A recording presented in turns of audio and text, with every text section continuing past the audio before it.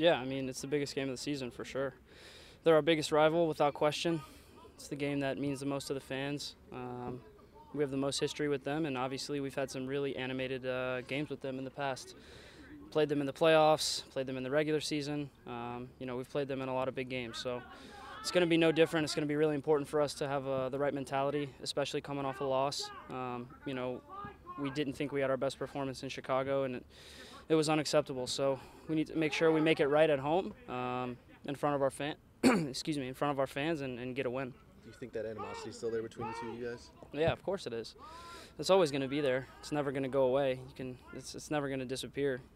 Doesn't matter if we play them the first game of the season and the last game of the season. It's always going to be there. It's always going to be an important game, especially with where we are in the standings. We're behind them.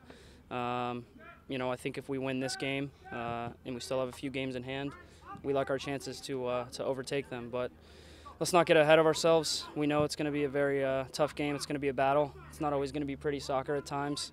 I know that DC is going to come in with a tough mentality. They're going to want to try to be physical with us and try to throw us off our rhythm. That's what they did in the last game. So we're expecting it, and we're going to be ready for it. Do you have any explanation for what happened Wednesday, or was it just one of those games you can just forget? Yeah, the explanation is that we were ready to play. We had the right mentality. I thought from the get-go we had enough fight and we had enough will to win the game, but we just didn't have enough quality.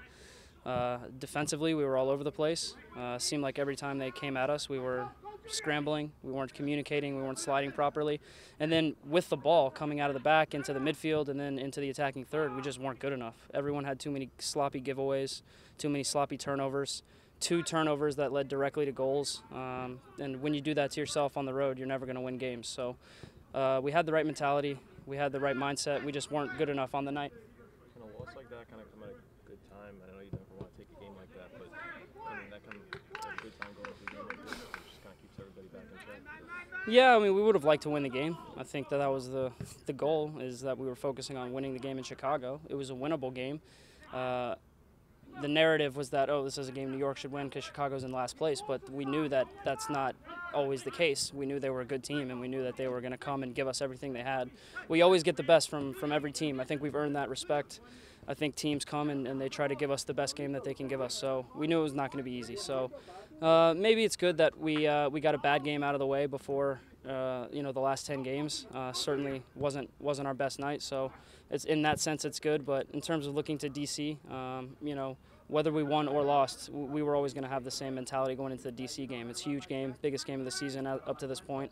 It's an important game that we want to win for our fans, and obviously for the standings as well. If they win, they're going to start to pull away from us a little bit, and we wanted to make sure that we keep that gap close.